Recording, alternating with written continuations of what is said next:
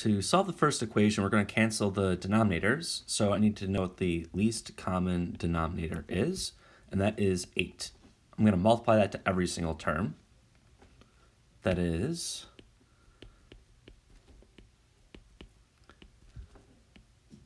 8 over 1 multiplied to first x plus 3 over 4, then minus 8 over 1 times a half. That's equal to 8 over 1 times 3x minus 5 over 8.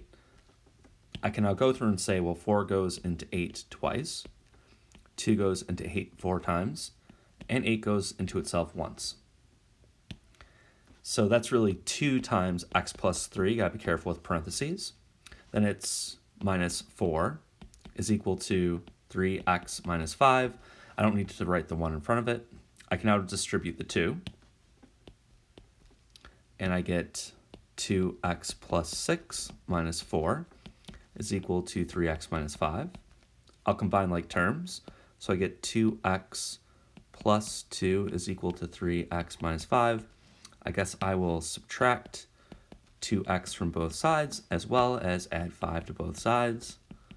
And this takes me to my answer of x is equal to 7.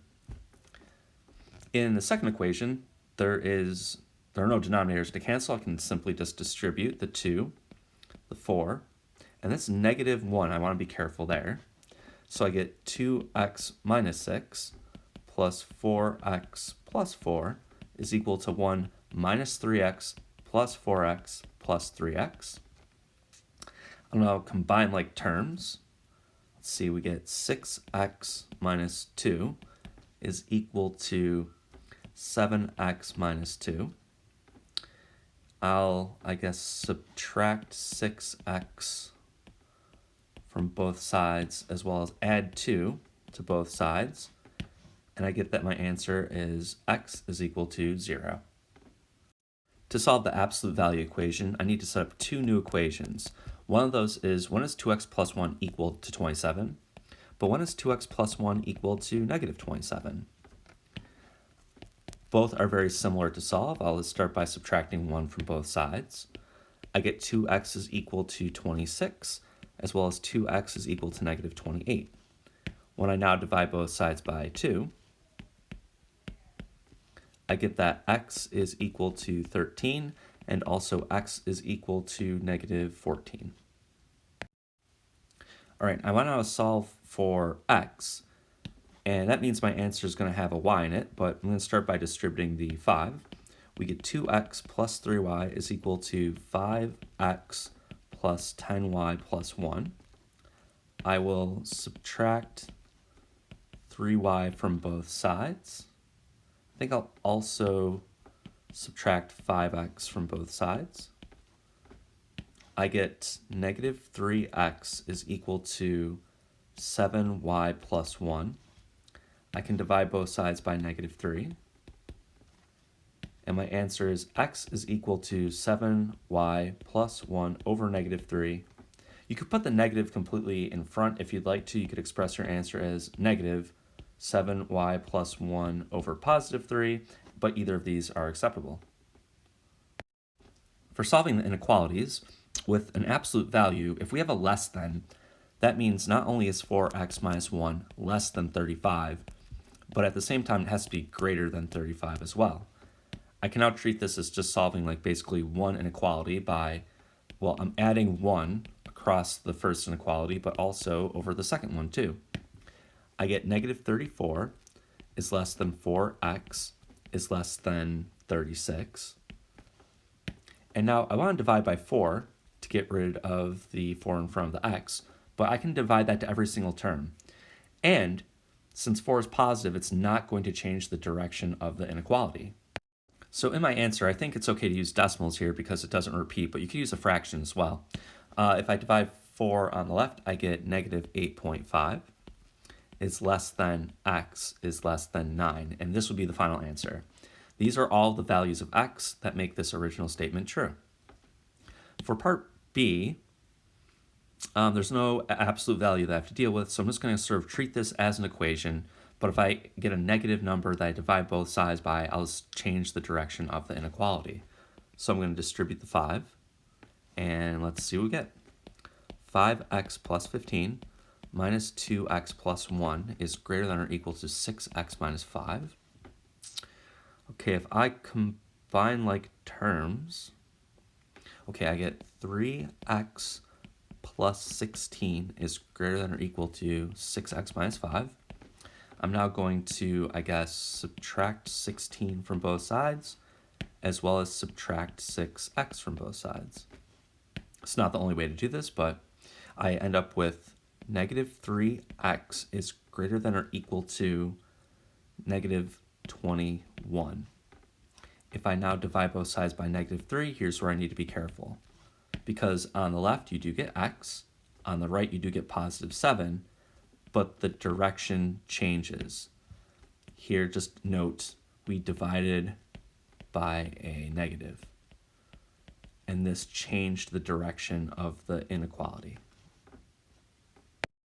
All right, for part C, if you have a greater than with an absolute value, we have to actually write this into two separate pieces. One of those is, where is 5 minus x greater than 10? Just basically ignoring the absolute value. Or we could also have that 5 minus x is less than negative 10. We're essentially saying we're on the outside of 10 to negative 10. So we're bigger than positive 10 but less than negative 10. To now solve these inequalities, I guess I'll subtract 5 from both sides. I can do that in both of these inequalities. I get negative x is greater than 5, or I have that negative x is less than negative 15. If I now divide both sides by negative 1, I can do that across the board here. I'm going to note, again, here I am dividing by a negative. And what this will do is change the direction of the inequality. So what I end up with is x and negative 5, but it's going to be less than. Or x is greater than positive 15. To solve this mixture problem, we're going to set up a linear equation and solve for x. So how many liters of an 80% acid solution must you add to 2 liters of a 30% acid solution in order to increase the concentration to 75%? So x, my variable, is going to be the liters of the 80% solution. One side of my equation is going to be what I'm mixing together, and the other side is what I want to end up with. So what we're doing is we're starting with 2 liters, that's 30% acid. So I'm going to multiply 0.30 times 2. I'm mixing into this some number of liters of an 80% acid solution, and this is going to increase the concentration of acid. So that's what I mixed together. It's 2 separate pieces, always a percent times an amount. Now on the other side, you're going to end up with just one term because there's only one solution. Now I want that thing to be 75% acid, and the amount that you're going to have is 2 liters from the first solution plus how much ever you're pouring in. Again, it's a percent times some amount. The only thing left to do is now solve this equation for x. Okay, so we get 0.6 plus, I'll just put 0.8x is equal to, if I distribute this 0.75, I get 1.5 plus 0.75x. I think what I'm going to do is subtract 0.6 from both sides and also subtract 0.75x from both sides. This will give me 0.05x is equal to 0.9. All right, now I'm going to divide both sides by 0.05. That's going to move the decimal point once on the 0.9 to a 9. Dividing by half is the same thing as multiplying by 2. This gives me that x is equal to 18, and that is 18 liters of an 80% acid solution in order to make this experiment work. All right, if I want to find the equation of the line between these 2 points, I'm looking for something of the form y is equal to m times x plus b. And m, we have a formula. It's the difference of the y's or the difference of the x's between our 2 points. So if I want to figure out the slope first, I think I'll treat this as y2, x2, and this is y1, x1. So I'm going to do 4 minus a negative 8, that's y2 minus y1, and then 1 minus 4.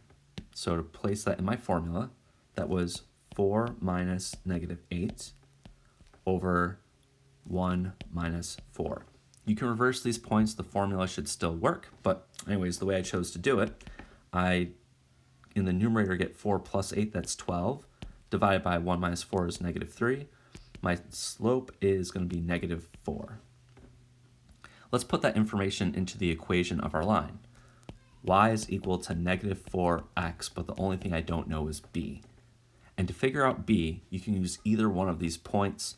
I'm going to choose to use this one, 1 comma 4. I'm going to put 1 in place of x and 4 in place of y. So that is 4 goes into y. I then put 1 in place of x. This allows me to solve for b, the only thing that I don't know. So I get 4 is equal to negative 4 plus b. If I then add 4 to both sides, I get 8. This is all you need for your equation. I know the slope and the y-intercept. My equation is y is equal to negative 4x plus 8. So that's the answer for this first part here.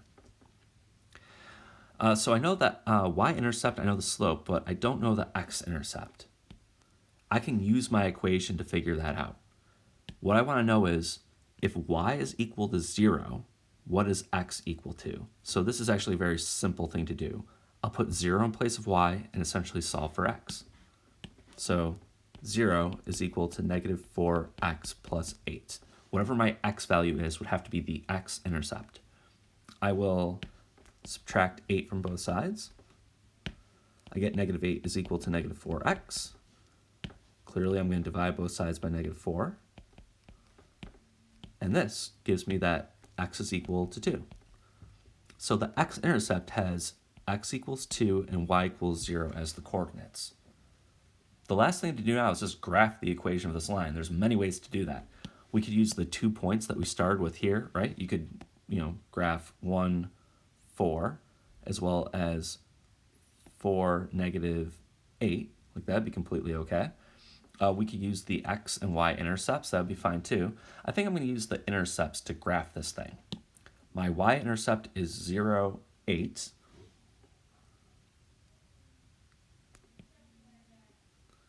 And my x-intercept is 2, 0.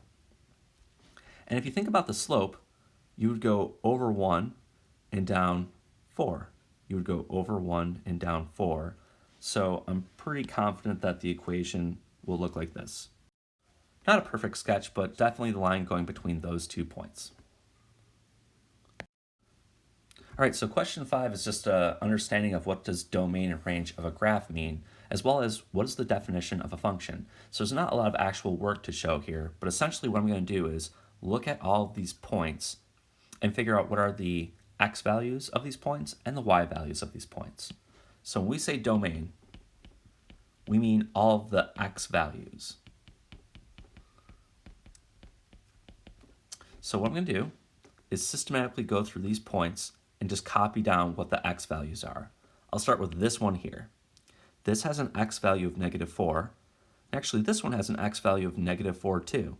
So this means that negative 4 is in the domain of our graph. So I took care of this point and this point. Working this way, this is the next point I get to. And this point has an x value of negative 2. That means negative 2 is in the domain as well. Okay, I'll next go to this point. This has an x value of negative 1, so I'll jot down negative 1. Okay, this point has an x value of 0, and actually so does this one, so 0 is in the domain. I took care of those 2 points. Let's go to this one next. This has an x value of 2. And lastly, we have this point, which has an x value of 3. That's it. I just identified all the x values for these points. And when we talk about range, we mean the y values. So this is what I mean by range. And again, I'll be systematic. I'm going to go through, I guess, starting with this point here and working my way up to figure out what all of the y values for these points are. Starting with this one, the y value is -3. You're actually right on the y-axis. All right, so we get -3. I guess I'll go to this point next. It has a y value of -1. All right, next we have this point. This has a y value of 2, and this one does as well, so I'll just jot down 2 one time. Okay, this point has a y value of 3. This point has a y value of 5. This point has a y value of 6. And this has a y value of 7. And that's it. I've identified all of the y values that appear in this graph. Now the last thing is, do we have a function? It's basically just a yes or no question. Is this thing a function? And there's actually a lot that goes wrong. There's several points that we could refer to. But the two that I'm going to pick, I guess, are these two right here. If you ever have one point that's directly below another, or one point that's directly above another, you do not have a function, and it only has to happen once. It also happens here. You could pick whatever points you'd like. I'm focusing on these two. So here's what I'm noticing. This is x is equal to -4. And for that x coordinate, I get a y value of 2, but I get another y value of 6. That is a problem. We have one x value going to two different y values. So the answer to this is no. There's no actual work to show. You could basically just simply state we have x equals -4 that goes to both y is equal to 2 and y is equal to 6. And once this happens, just once, we don't have a function. All right, let's solve this system of equations. I'm going to try to use, I guess, an addition method because I don't want to try to solve either of these for x or y. It looks kind of messy. So there are lots of ways to do this.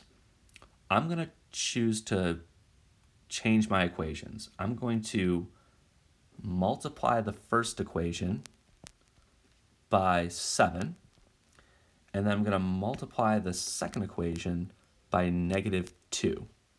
What this will do is put +14 here, -14 here, so that when I add these two equations together, they cancel. So I'm going to, I think, run out of room here, but I'm going to write this directly below where I'm going to multiply the top equation by 7. So I get 14x plus 35y is equal to 140. My second equation, if I multiply by -2, gives me -14x minus 4y is equal to -172. So now this problem is set up for us where I can add the left and right sides, and the x's cancel even though the y's in fact remain. So here's what we have. If I add these two equations together, we get 31y is equal to -32.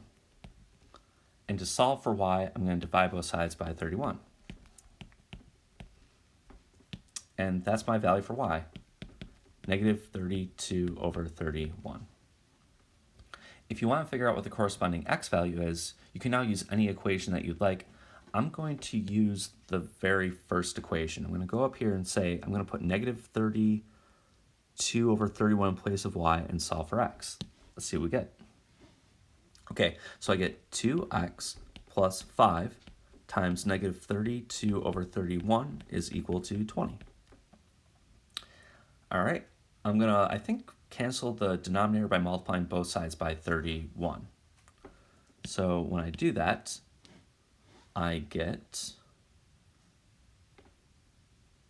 62x plus 5 times negative 32 is equal to, and then 31 times 20 is 620.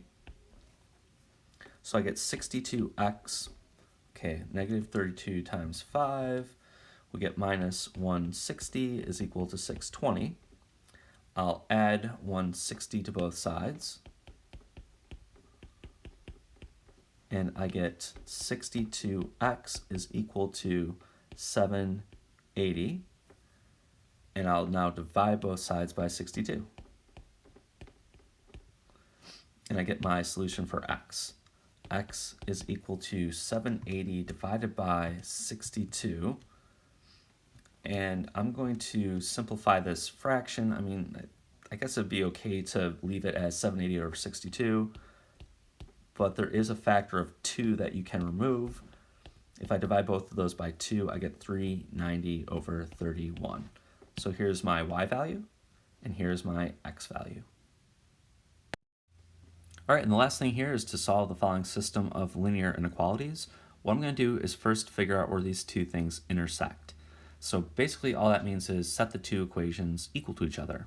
So that is, when is 1/2 x plus 2 equal to 2x minus 4?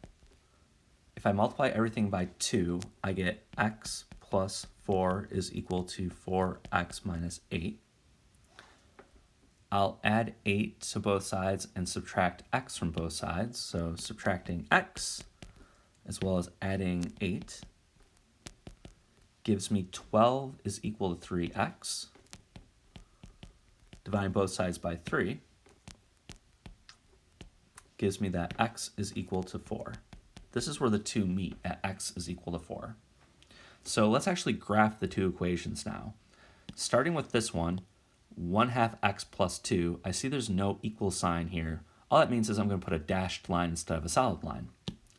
The y-intercept is 2. The slope is 1/2, meaning I go over 1 and up 2, over 1 and up 2, over 1 and up 2, just to get a few points on here.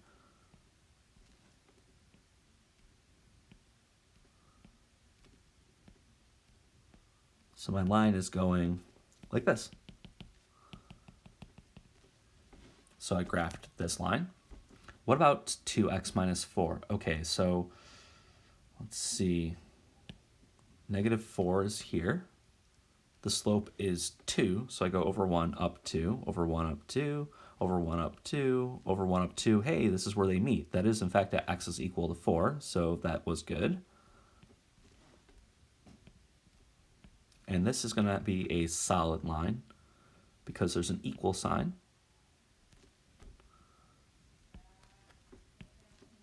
So there we go. The last thing is I need to figure out which of these 4 regions works for both of those inequalities. I want to be less than this line, and I want to be greater than or equal to this line. I think an obvious first choice is going to be 0, 0. Let's try that. I want to check 0, 0. I go to my original inequalities. I put 0 in place of the x's and the y's. And ask myself, are both of these true? For this very first one here, this reduces to 0 is less than 2. Well, that's good. The second one here is 0 is greater than or equal to negative 4, and that's also true. This means that this is the region that I'd like to shade in. If you want to see a region where something goes wrong, maybe just, to put another point up here, you could try this spot. You could check 0, 5. And you'd plug it into both inequalities, and it's not going to work for both of them. So if we even plug this into the first inequality, that would be 5 for y is less than 1/2 0 plus 2. Is this a true statement? This is 5 is less than 2, and that's false. I mean, it didn't work for one of them. And once it goes wrong for one of them, it means I don't choose this region. This was the correct one, and that's the answer.